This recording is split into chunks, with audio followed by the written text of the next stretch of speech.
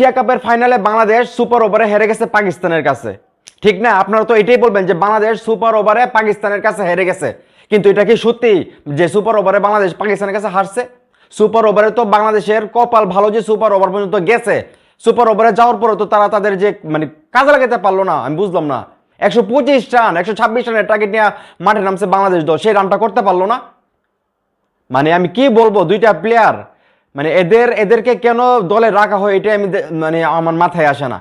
Easy ম্যাচটা, সহজ একটা ম্যাচ, 126 রান 20 ওভারে, এটা একটা রান হলো টি-20-তে। প্রথমবার সুযোগ ছিল বাংলাদেশের পাকিস্তানের বিপক্ষে Asia cup rising star tournament জেতার, সে সুযোগটা কাজে লাগাতে পারলো না। আমি এই জন্য স্পোর্টস নিয়ে কাজ করতে চাই না কখনো, কারণ নিজের দেশের খেলা দেখলে ফার্স্ট স্টেশনে বুক তুইব, এর জন্য আমি কখনোই মানে স্পোর্টস নিয়ে কাজ করতে চাই নাই। কিন্তু তারপরও ভাবলাম যে স্পোর্টস নিয়ে কাজ করি, কিন্তু এই যে মানে আজকে খেলা দেখলাম, দেখার পর পুরা মানে মাথায় আওলায় জাওলা হয়ে গেছে।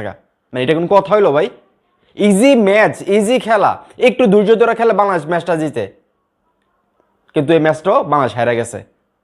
সুপার ওভার তো পরের বিষয়, তারপর সুপার ওভারে কি করলো, তিনটা বল খেললো, একটা রান করলো এবং 2জন উইকেট পড়ে গেল।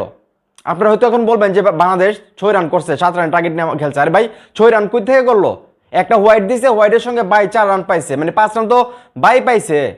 আর বাংলাদেশ করছে 1 রান, মানে 3 বল খেলছে, 2টা উইকেট পড়ছে, আর তারা 7 রান হয়েছে টোটাল, হোয়াইট সহ 22 রানের 4 নিয়ে আসে।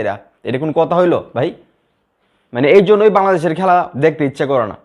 বাংলাদেশ আজ পর্যন্ত মানে এশিয়া কাপ জিততে পারে নাই। পাকিস্তান জিতছে, শ্রীলঙ্কা জিতছে, আফগানিস্তান পর্যন্ত এশিয়া কাপ জিতছে, মানে রাইজিং স্টার টুর্নামেন্ট যেটা। বাংলাদেশ এখন পর্যন্ত জিততে পারে নাই। এবার নিয়ে 2বার তারা ফাইনালে গেছে, কিন্তু একবারও জিততে পারে নাই। আর ভাই জিতবে কি কইরা ভাই? মানে জিতার কোনো তাদের ইচ্ছা আছে? আপনারাই বলেন, মানে আপনাদের কি মনে হয় আমি যে কথাগুলো বলতেছি ভুল বলতেছি? এটা কি জিতের ইচ্ছা ছিল তাদের? নাহলে 126 রান করতে পারে না তারা? নাম কি প্লেয়ারের, ইয়াসির আলী না কি নাম, সম্ভবত উনি ক্যাপ্টেন। মানে এর তো খেলার কোনো মানে এ যে আউটটা হয়েছে, এই বলের মধ্যে কি এভাবে যায় কেউ? পজিশন নাই, কিচ্ছু নাই, মানে কি একটা আউট হলো। তারপর আরেকটা প্লেয়ারের নাম হয় অঙ্কন, মানে ও 2টা প্লেয়ার মানে এত ফাস্ট আউট হয়ে গেল। মানে ও আইসা একটা উল্টা রিভার্স সুইপ নাকি খেলতে গেছে, গিয়ে আউট হয়ে গেছে। ভাই এটা কোনো কথা? মানে দায়িত্ব নিয়ে তোমরা খেলবা না? মানে তোমাদের খেলা দেখা, তোমাদেরকে নিয়ে ভিডিও বানানোই মনে করো যে মানে কি বলবো, এটা আসলে ইচ্ছাই হয় না।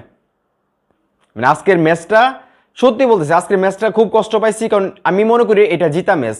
মানে এটা যদি আপনারা যদি নর্মাল কোনো খেলোয়াড়দেরকে নামাই দিতেন মাঠের মধ্যে, জিতে উঠতো ম্যাচটা বাংলাদেশের। যেখানে বলাররা রাকিবুল একজন বলার, রিপন মন্ডল, তারপরে সাকলাইন সম্ভবত লাস্ট উইকেট যেটা ছিল, তারা যদি রান করতে পারে, তারা যদি ছক্কা মারতে পারে, তাহলে আপনারা পারেন না কেন ভাই? আপনারা কি করেন? কিছু বলার নাই ভাই, জিতা ম্যাচটা হারছে। আপনারা বলবেন হয়তো সুপার ওভারে পাকিস্তানের কাছে বাংলাদেশ হারছে, আমি কিন্তু এটা মানি না।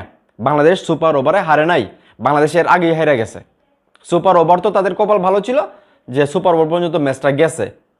তো যাই হোক, আসলে কি বলবো, মানে বাংলাদেশের খেলার কথা বলা না বলা সমান কথা।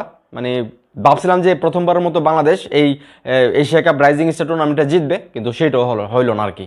তো কিছু করার নেই, আমাদের ব্যাড লাক। আমরা যারা বাংলাদেশের খেলা দেখি আমাদের আসলে ব্যাড লাক। খেলোয়াড়দের কোনো সমস্যা নাই, তারা এখন দেশে আসবে, মানে নাকে তেল দিয়ে ঘুমাবে ভাই, এটাই তো। এখন এই মুহূর্তে যারা আমার এই ভিডিও দেখতেছেন, বাংলাদেশের খেলা যারা দেখছেন, আপনারাও কি করবেন? নাকে তেল দিয়ে ঘুমান, কিছু করার নেই, এটাই বাংলাদেশ।